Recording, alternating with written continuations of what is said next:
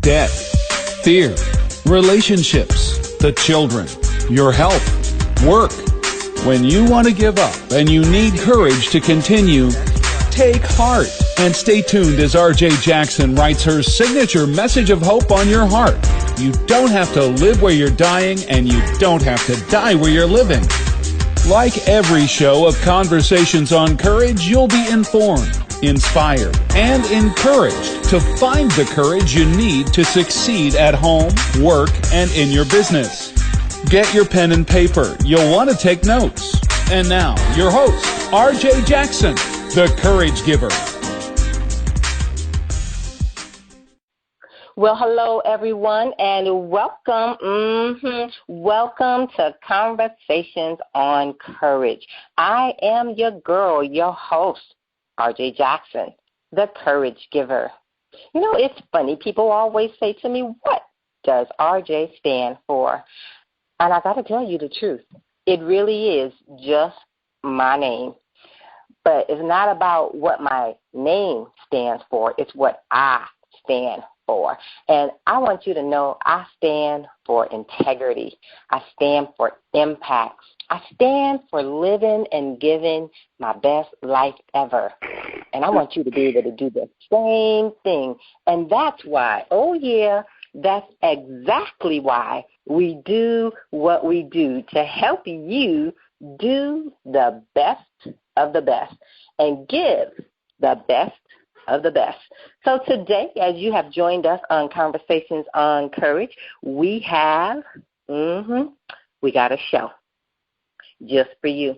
But not just any old kind of show. It is an opportunity for you to receive information that's going to cause transformation in your life. Anybody need a change today? Well, listen, you can't keep doing the same thing, because if you do, you're going to get the same results. So today, we got something different for you. As always, we are going to give you what you need in order to succeed. I got to tell you the truth, because that's what I do. I told you, I stand for integrity.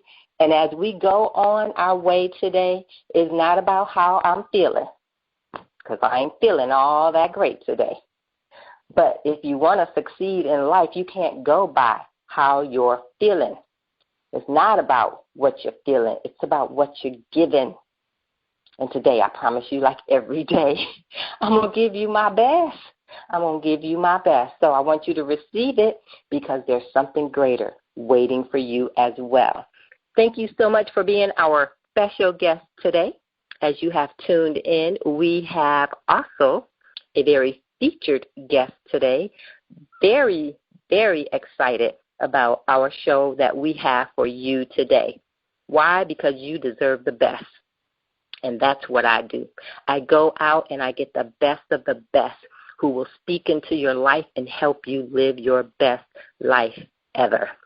So today I'm honored, totally honored, to present to you our guest, to tell you a little bit about her. And just before I tell you about her greatness and her journey of greatness, let me tell you, she like me, we ain't feeling all that well today, but we promised. We made a promise. We're going to give you our best. So get your pen and paper out. Get it ready, because today we have with us none other than Maryum May May Ali, and she's going to be speaking to your heart today. So I want to say to you, as she would say, let's talk, let's listen, because that, my friend, is the art of communication.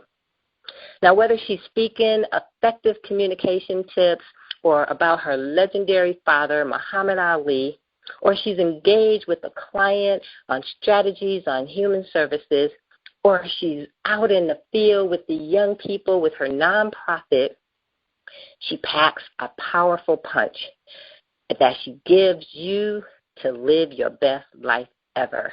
She is an author. She's a speaker. She's the founder of DMTL, a nonprofit for families. She's a sister.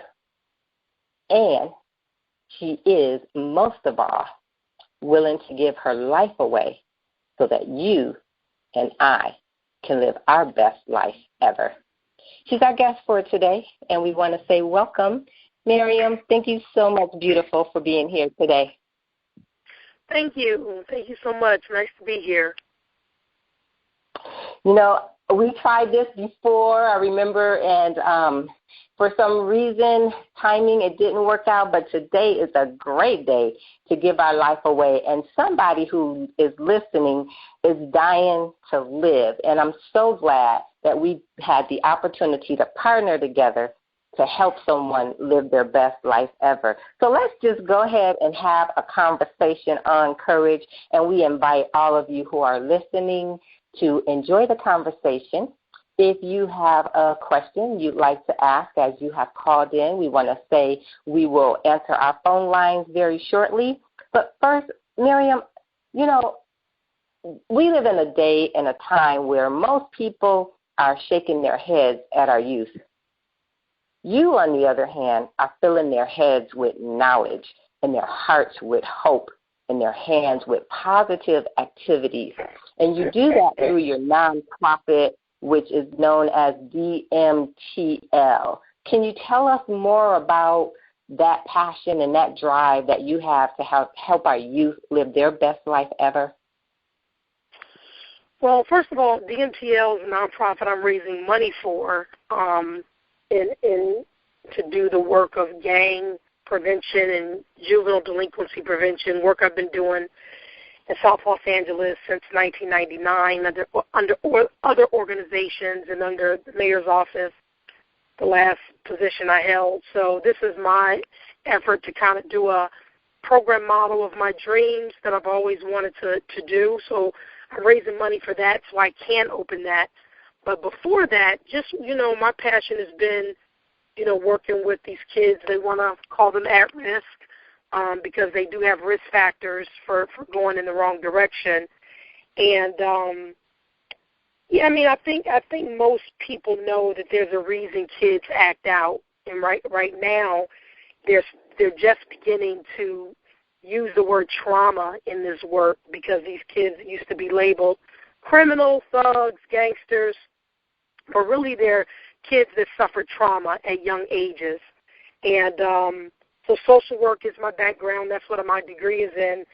And just trying to work with them unconditionally and provide the resources that someone wealthy would have at their fingertips. We as a people know that our communities, there are a lot of disparities with regards to what resources are there. And so, I mean, that's the work I've been doing. And I'll just say, when you speak in a medium like this where people are listening, it's really about what should people be doing right in their own homes, because each house makes a street, each street makes a neighborhood, each neighborhood makes a city, then a state, then a nation, then a world. So if we can do our job in our own house, and if you don't have kids, mentors another youth. It's really about the village and really executing your life based on what is your circle of control, what can you control. We have nieces, nephews, cousins, kids that we're not paying attention to. So I always try to impart how are you paying attention to the young people that are within your world, whether you're a teacher, whether you work with kids, or you have kids in the home or kids in your family. They need to be listened to. They need to be respected. They have their own voice. And young people's problems may not be problems to us, but their problems in their daily lives are important. So we need to communicate with them like they're important.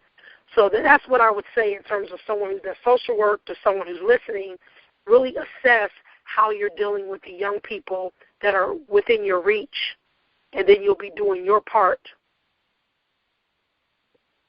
Ooh, girl, you said so much. Okay, so wait, let me just back up just a moment and touch on a few points because there were so many amazing points, awesome points, thought-provoking points that you shared.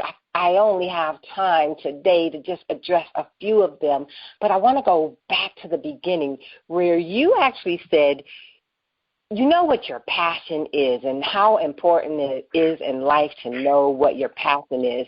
And you said your passion started playing in a role, in a job for someone else. And I just want to speak to that for just a moment, because so often, no, I'm going to say too often, people are on a job and they see it just as that, and they don't let their passion live lively on that job so they can do what they've been called and created to do. Because what happens is what you just said.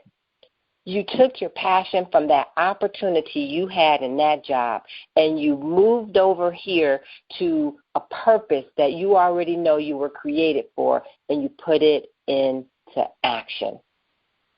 So I just want to quickly encourage someone who's listening, who's on their job, who's saying or feeling, I hate this job, I can't stand this job. You are there for a reason. Allow your passion to speak loud and clear while you're there, because God has a purpose for that. And then, Maryum, you also talked about starting where we are with what we have in our own homes. And everything in our culture tells us to go outside, look for something more, do something different, when we have enough right where we are.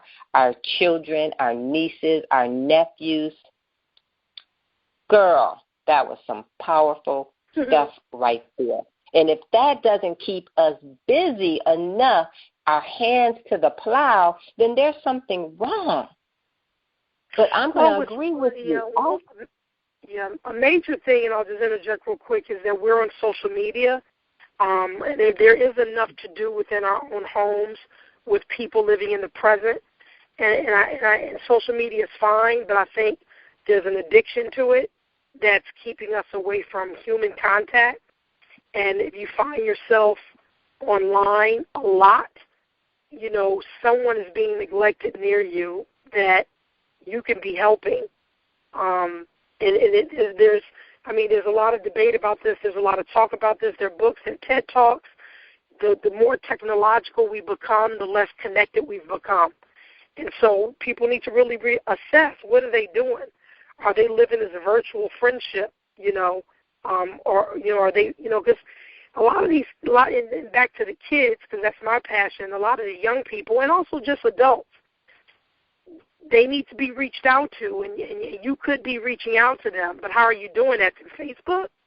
I mean, Facebook's okay. I'm on Facebook too, but there's a deficit in human contact and being in the present, and people really need to reassess that and see if they're being in the present, when it comes to their passion, when it comes to their relationships. It's really an epidemic now that this virtual reality is kind of taking over. So we have to be careful of that. Sister, you did not interject. You actually took the words right out of my mouth, because that's exactly where I was going when I was going to say, listen, we allow social media, we allow this drive that our culture has said to us, get more, to be doing instead of being with the people who we could be with and make a difference. And you said it so perfectly. So let's talk about the C word. Now, there are a lot of powerful C words. Now, for me, that C word might be courage or confident, but for you, it's communication. And not just any old communication, but effective communication. So what does that look like? You just told us what it doesn't look like. What does it look like in order to have a healthy relationship? Well, I will say this, and just to correct you just a little bit, not to be disrespectful. Communication is a science. And I actually didn't say what it doesn't look like. I mean, that's one part of it, social media. There's a very small part. To say you're on social media is not communicating. Sometimes it is. But people need to respect the art of communication as what it is. And you have experts at this. You have people who've done research studies for years on what is effective. And I think when we have, and this is way before Donald Trump, he's the kind of person that has an ineffective communication style, like many do. I've worked for at companies and at nonprofit organizations where the CEO and the director may not have a great communication style. They're perfect and they're masters at what they do in business, but the way they talk to their employees is just horrible. So people need to know, it's very important for people to know that communication is actual skill that has to be learned. It's not something, there's actually books on it in literature, which made me very passionate about the topic. I do a workshop called Let's Talk, Let's Listen, The Art of Communication, because a lot of people don't know that it's just as much literature about communication as there is about, English or, any other topic. So people should respect it for what it is. It's not a simple thing, but it's something that can be learned, and it's a skill set. So, when we communicate, just shortly, when we communicate, we want something from that. We want to be respected. We want to be understood. We want an outcome. We may want someone to assist us. We may want someone to do a job. We may want to give advice. And a lot of people don't know that there are barriers to communication. And people, I've been guilty of it. We've all been guilty of speaking in a way where we're not getting what we want. And I'm going to just throw a book out there. It's called People Skills by Robert Bolton. It is a book that it should be in everybody's house. People Skills by Robert Bolton. Excellent. And it talks about how do you effectively communicate. It's too much to go into, and I can give a few examples later. And how do you listen? And there's a way of doing that. And since I've been practicing that, my relationships have gotten better. I've been getting what I want more than not because I understand the psychology behind how to really get a message across and get what I want from that message. So I don't want to, play down or diminish the importance of how you need to really study this if you want to be better at it. It's not something that happens overnight, but there's actual protocol and ways of doing it that people should look into if they find that when they talk to people, why am I getting this resistance? Why when I talk to people, they're being defensive? Why when I talk to my kids, they don't want to listen? There is something you're doing that you don't even know you should be doing or you shouldn't be doing. And I'll let you talk, and then I can give you some examples of that so people can pique their interest on how to start studying this, because it's something that's missing from the school system. It is missing from some of the most brilliant people in the world on other topics, but they don't know how to communicate to people, So I'll talk about some of those in a minute. I'd love to hear an example, and let me just share with you, I am correctable, I am teachable, and that's what makes me able to be a resource to other people. So no apologies needed. This is unapologetic. Hey, your C is communication. Mine is courage and confidence. So talk to me, sister. Talk to me. Can you give us an example? Okay, so first I wanted to tell people that this is not coming from me. I can't take credit for what I'm about to say. There have been experts over hundreds of years. I'll just say some names so you know it's coming from something. They're doctors in communication.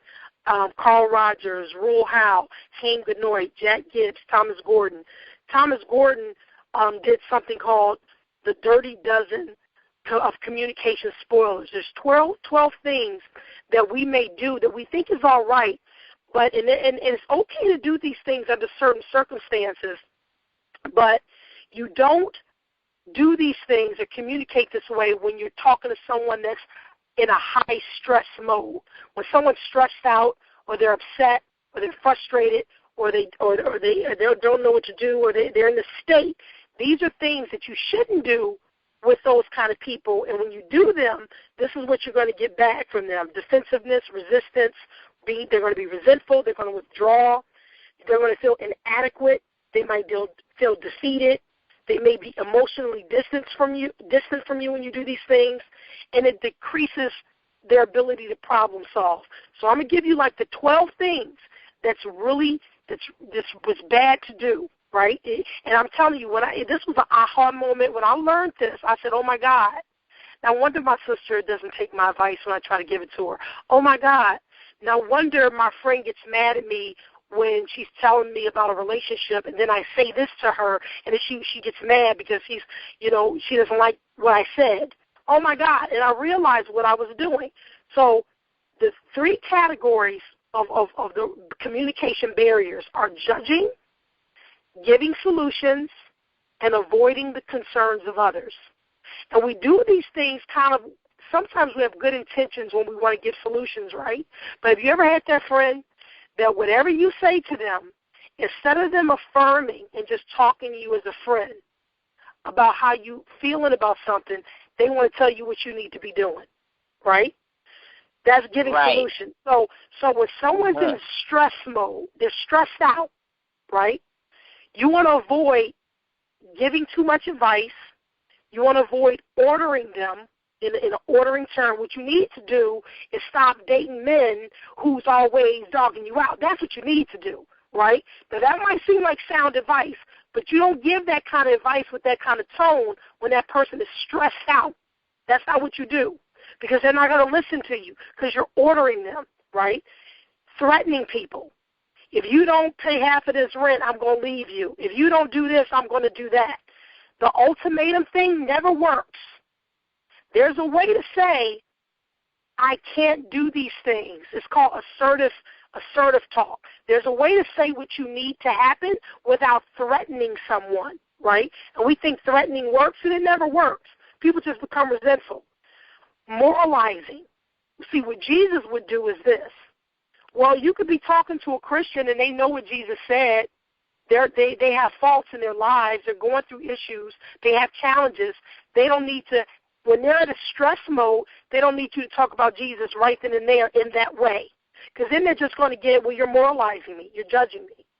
I know Jesus wouldn't do what I just did. I'm just telling you you know what I'm saying? So people go to that right away. Right. When people are stressed out, you don't do that. Now, when they're calmer, when you let them talk about what happened, then you might say, hey, let's go to Bible study. That might make you feel better next week. So there's a way to bring Jesus into it, but you don't bring Jesus into it when that person's in high stress, frustrated, and then you say, this is what Jesus would do. You need to find Jesus. That's not going to want them to find Jesus because you just made them mad, because you just disrespect the fact that they're going through stuff, right? So that's not what you do. Excessive questioning. When someone's stressed out, I have friends that sometimes I just got to say, you know what, I have an appointment, I got to go, because I feel like they're being Barbara Walters. Well, what happened? Well, what did you say? Well, why did you do it like that? There's certain personality types where they're always asking you questions. That's very annoying to someone who just wants to talk and vent, right? So those are the giving solution barriers. The judging barriers are criticizing, labeling, and diagnosing. You're so lazy, just like your daddy. Well, that's not going to make your kid want to do what you want him or her to do, calling him his daddy who's not in the house. You know what I'm saying? You're not going to make them want to clean up their room. You're not going to want to make them study when you're labeling them, right? There's a way to say this is not appropriate. There's a way to reframe that. Diagnosing. Have you ever had a friend who's your psychologist, but they ain't got no degree in psychology? Right? No degree. They're diagnosing stuff. I think you're that way because, you're having weight problems because, your mother eats a certain way. You live it. So it might be the truth, but when someone is stressed out or when someone's already feeling defeated, don't turn it to their psychologist, right? Like I said, you might do that, and it may not be harmful, but you don't do it when they're hurt or they're in pain. Okay, so that's the judging. And then avoiding the concerns of others. Have you ever had a friend who you'll say, hey, I just got a promotion or I just got fired or I'm having problems at work. Girl, my boss is the same way. Let me tell you what happened to me. If somehow all the conversation turns into them, they divert that conversation into something else. Or I'm having a problem with, my young teenager, and they'll say, yeah, stop stressing about all that. You need to stop stressing about that. Let's go get a drink. So someone's trying to communicate and vent and talk. They're trying to figure something out. They want you to be there for them. This is important to them, but it's not important to you, or you don't think it should be important to them. I have done all these things, and every time I do them, I wonder why my friends put a wall up. So I don't do these things anymore. So, again, these things aren't bad in and of themselves. It's not like we can't do them, but you shouldn't do them in a patterned way and when people are upset or when people are stressed out or when they just want to talk. So I'll leave you with that, and you can, give me some, feedback with that, and then we could go into how do you communicate when people are stressed out. And these are things, I'm telling you, I've done all these things. As a big sister, I'm the oldest of 11 kids between my mother and father. I played mama hen my whole life. It took a few of my sisters to tell me, May May, that's what they call me, May May, you always telling us what to do. And I'm doing it because I'm the big sister, and I may feel I'm the wisest one, and maybe in that situation I am wise, and maybe I do have a solution because I'm older. But they need for me to just hear them. They don't need me to go into ordering mode right away when I see the problem. And a lot of us do that. And we think that's good because we know it's a solution, but they're not going to hear the message because they hear you ordering them. They hear you advising them too much, right? So I have to learn when is it a good time to really bring in something? Or how can I draw out what that solution is from them, and I don't order it. They come up with it on their own, right? Because people are more likely to do something if it's their idea, right? Exactly. So the order, it's advised too much and all the time. And every time you call me on the phone, that's what I'm on. I'm not going to want to talk to that person. There are people I avoid their phone calls because it's 30 minutes of them telling me what they think I should be doing, and I didn't even ask them. Right? Exactly. So exactly. That's a problem. So it reminds me of the statement, the quote from Maya Angelou, where she says, people don't care how much you know. They want to know how much you care. And healthy relationships. I love that one. And it's really about healthy relationships. So it's knowing how to effectively communicate and use the skills that will build people up instead of tearing them down. Let me just say to those of you who are just joining us, welcome to Conversations on Courage. I am your host, RJ Jackson, the Courage Giver, also known as the Comeback Queen. And our guest today, well, that's you. And our featured guest, well, that's Maryum May May Ali. And we're talking about communication. Let's talk. Let's listen, the art of communication. I want to give a sponsor shout out today to Roll Out the Red Carpet Rentals, and you can find them on Facebook at Facebook/Roll Out the Red Carpet Rentals. Thank you so much for joining us. We are going to actually open up our phone lines. As we're talking about communicating, we want to hear from you. And so we want you to be able to call in, and you can do so by calling us at 701-801-1211. That number again is 701-801-1211. So welcome again to those of you who have already joined us and are listening. And to Maryum, thank you so much for being here and telling us about judging, offering solutions, and making sure that we stop making it about us, but making it about the concerns of other people. So far, you've told us 12 steps that we want to make sure we don't do when a person is in stress. And some of those things you talked about reminds me of, what's his name, Gottman? I'm sure you're familiar with him as he talks about empathy and making sure that we communicate with people in such a way we make them feel important, even if it's not important to us. So for the sake of time, tell us one good thing we can do to avoid ordering, threatening, moralizing, questioning, judging, giving sound advice, diverting the conversation, criticizing, and labeling? Can you tell us one thing? I know there's several, but one thing we can do. So I'll tell you a couple things really quickly. So first of all, when people are talking and you see they're in stress, the first thing you have to do is know how to listen.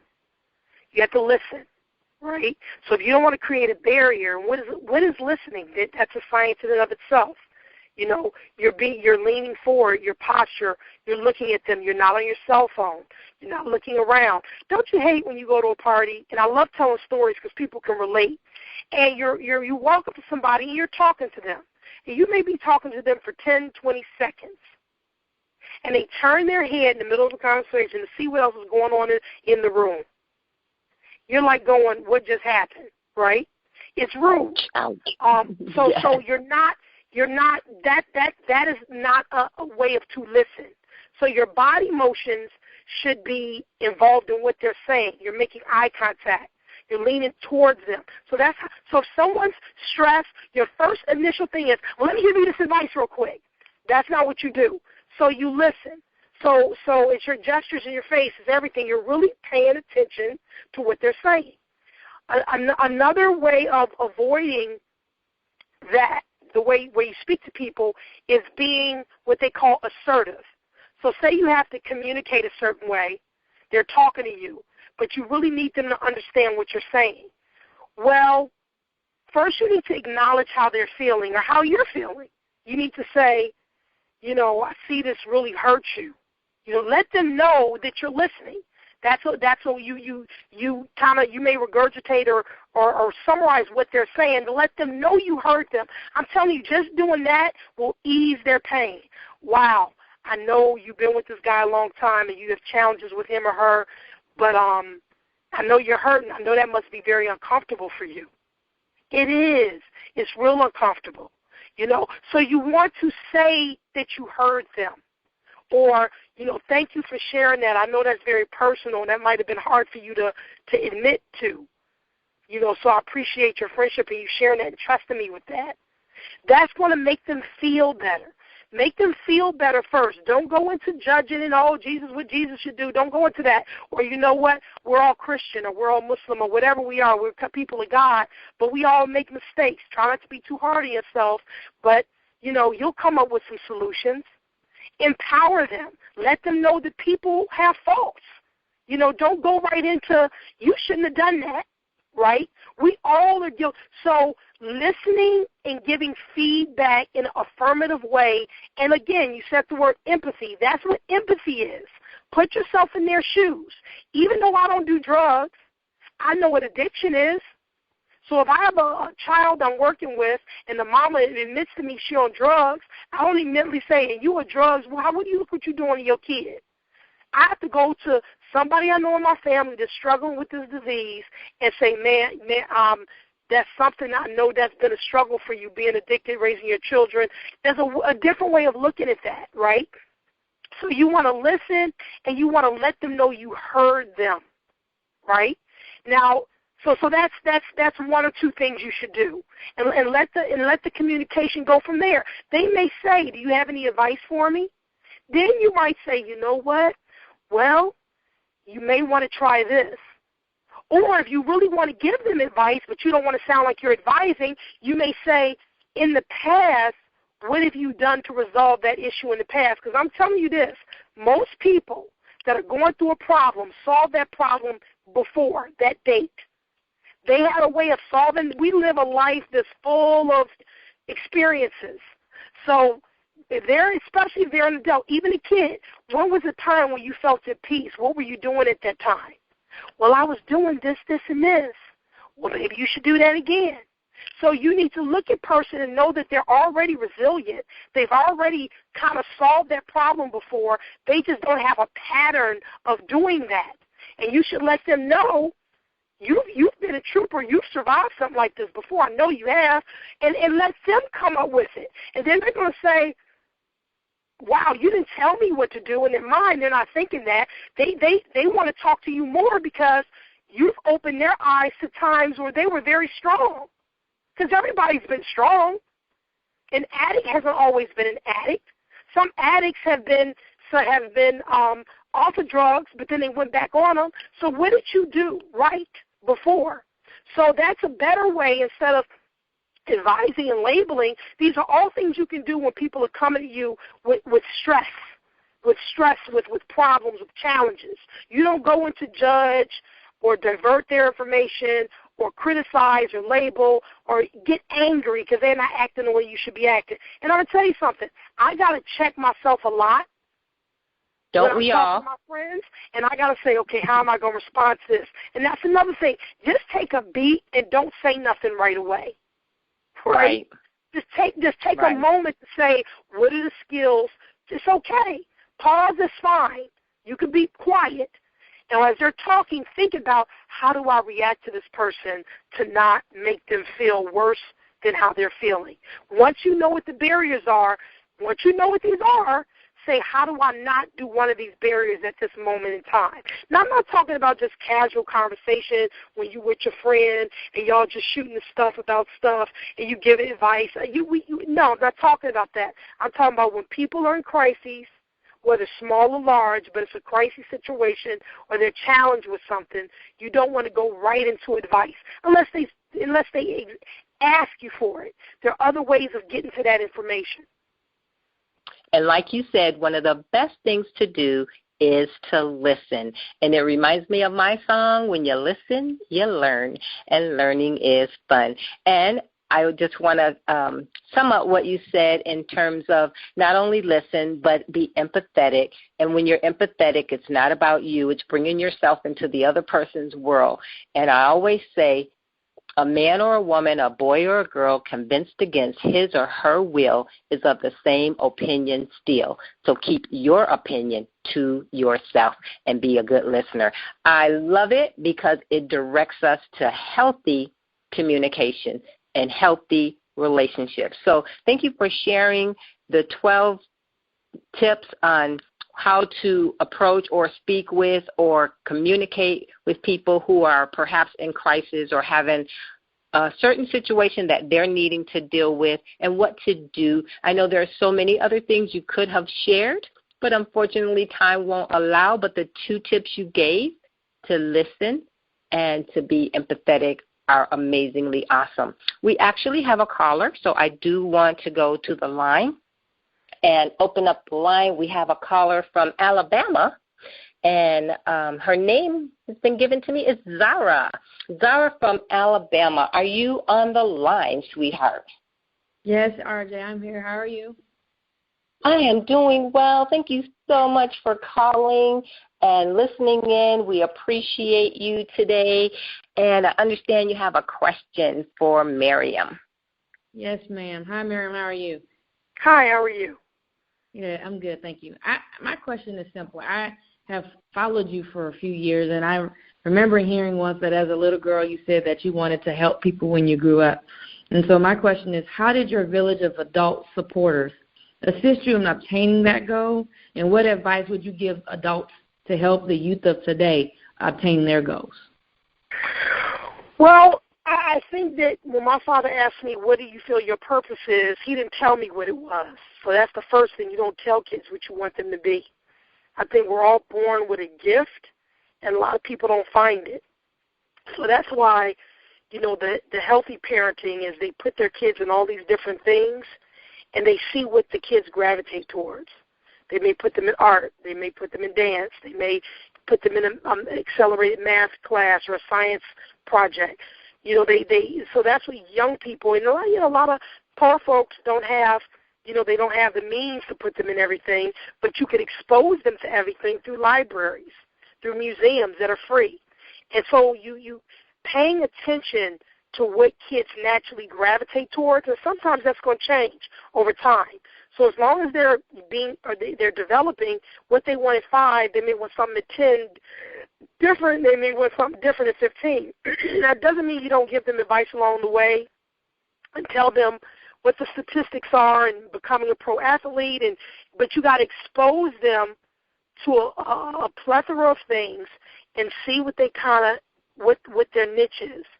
So that's how you support young people. Pay attention to what they like.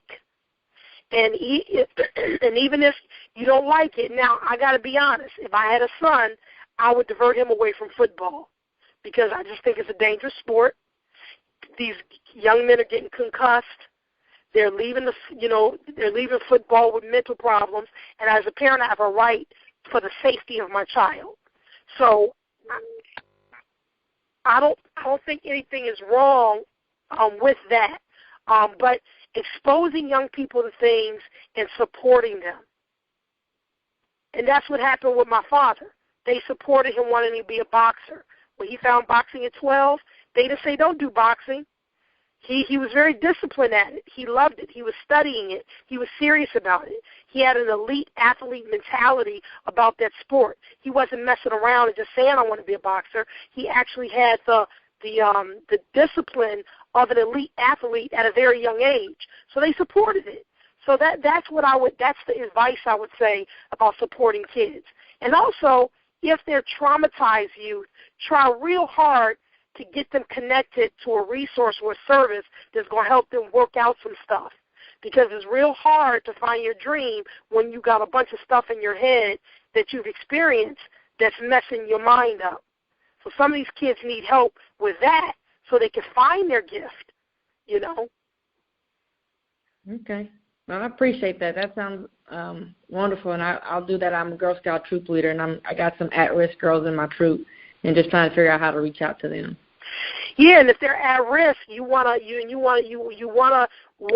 resources are available to them, and trying to connect their parents to that. Sometimes I'll call the resource first and make sure it's not a bad resource. So they say, oh, there's a mentoring program over here. Well, I'm going to call first because I'm going to protect that young person and make sure I'm not sending them in the wrong direction. And I might call and say, what do you do? Do you have availabilities? I might do that kind of work for them and, just see if it, and then say, hey, Mom, there's a sports league for Jimmy, or there's a free class, art class for Tanja. You may want to get her involved in something, or, this mental health clinic will take you on a sliding scale if you want them to talk to somebody. So when you're working with at-risk kids, it's real important to know if you might have to do a little work and find out what's in the community that you could plug their families into, what's there. Or there's nothing, just be an ear, talk to them, just be an ear and let them talk. What a great question, Zara. Thank you so much for calling in, and what great advice. And, May May, it takes us back to the beginning of where you started and how important it is to start in our own home with what we have, our own children, our own nieces, and our own nephews, and that takes time. And the way we love on them is required with time to listen and to help them to explore and to expose them to different opportunities. And I think as parents, as aunties, as sisters, we need to get away a little bit more from the computer, help our young people do the same, and get them out into a world in which they can learn. Thank you for sharing that advice with us. So appreciative of it. So you talked about your dad, and so I do want to ask you a question about your dad and what you learned from him. Your dad was a fighter, and although he put the gloves on and your sister perhaps put the gloves on, you may not have put gloves on, but you're a fighter too. And life requires us to fight. And so my question to you is, as you fight for people to understand empathy and tolerance and collaboration and healthy relationships, what is that fight like for you on a daily basis? Can you take maybe about 2 minutes or 3 and just share what that's like for you? Do you mean in terms of my profession and personal life? What however aspect? You want to speak to it. However you want to speak to it. You can't help anybody until you help yourself. Self-care, loving yourself, being happy. You can't, a lot of people say, they complain about, I saw an Instagram post this morning of someone saying, don't you hate when you go to a store and somebody got an attitude at the store and they ruin your day? And he said that person looks in the mirror, and their day is ruined when they look in the mirror, so now they ruin your day. And I made a reply and said, well, they're pretty people and attractive people that can ruin your day. So it ain't about being unattractive or, that's a very superficial take on things. You have to know that, one, you have to have self-care and self-love. And when you come across people that might ruin your day or be negative, just understand that something happened to them, and whether they were trained wrong, raised wrong, had a fight at home, yes, it's not good, but understand people are coming from a place. So it's how you react to things.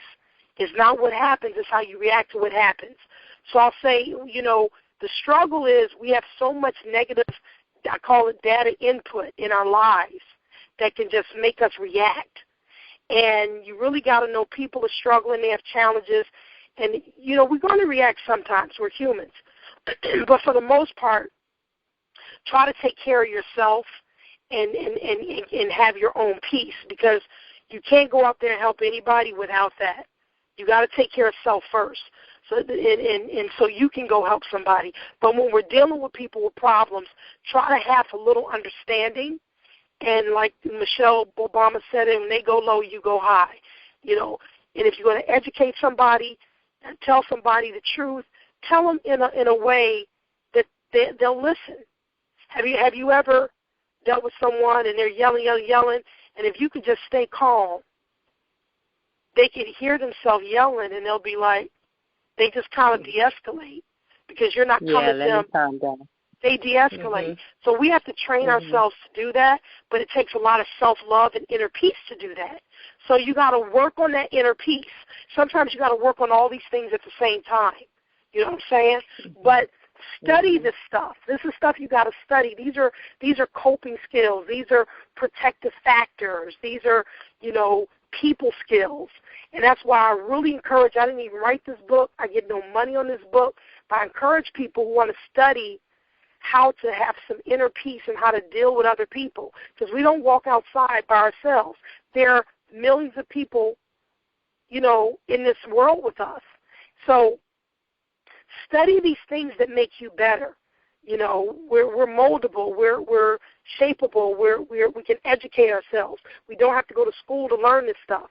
Start reading, open up books, listen to experts, and learn this stuff, because a lot of people we talk to, the people who do TED Talks, the people who do workshops, the people who make hundreds of thousands of dollars motivating people, they're very well studied.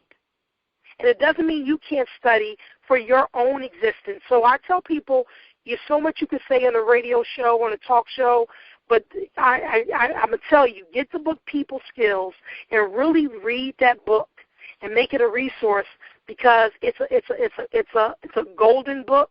And I actually want to do a similar book for the folks in the community, something they'll pick up, something our people would like. People who just they may not have a degree in a bachelor's or a master's or a doctorate, but what kind of book would they read that they'll relate to with today's issues? And I would love to do a book similar to People Skills, so more people can get that information.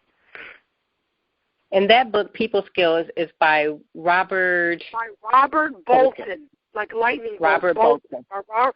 People Skills by Robert Bolton. Order it online. It's online. I always reference it. It's phenomenal. We're going to look forward to ordering your book. So go ahead and start writing it so that we can start reading it. You've given out some great information. So, Maryum, we have about 3 minutes left. I have a chat room question. If you could just take a minute to address it. It comes from Greg Dixon of Canada, and he wants to know, what is it about your father's mindset and belief that allow him to persist despite adversity? In your opinion, what kept your dad going despite adversity? My father's faith, his religious beliefs taught him that he's an equal human being on this earth that doesn't have limits, right? And his faith taught him that. And once he realized he was a child of God, equal to all, he wouldn't accept anything lesser than that from anybody, period. So it was self-love. People get that in different ways. He got it through his religion. And so that's why he was a go-getter, and he didn't put any limits, and he only feared his Creator. Now, some people say you don't fear the Creator. Well, he did. In some faiths, fear is okay. It's not a fear that is a negative fear. It's that I'm accountable to my Creator, not to a man, not to a government, not to a war, not to the Boxing Association, not to people, not to race, to my Creator. So that's who I respect the most. And once he understood that, he was limitless in what he felt he could do, and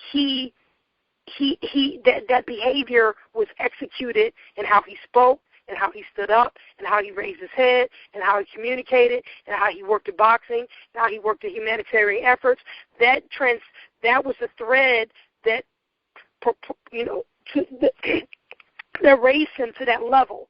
So getting to that level, and so that's what made him who he was.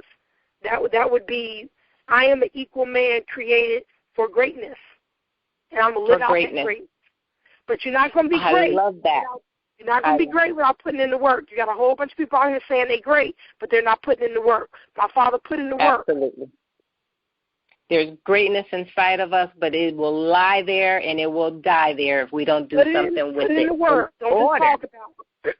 That's right. Be about it. In order to do that, courage is definitely required. And so today we want to encourage you to live out your greatness, to flex your muscle of courage and go out there and fight for what is already positioned for you. We are just about out of time, but I can't end without saying thank you, Maryum, for the words of wisdom, for the courage you shared, for the information that caused transformation in our relationships, to cause them to be healthy as we learn how to be better communicators.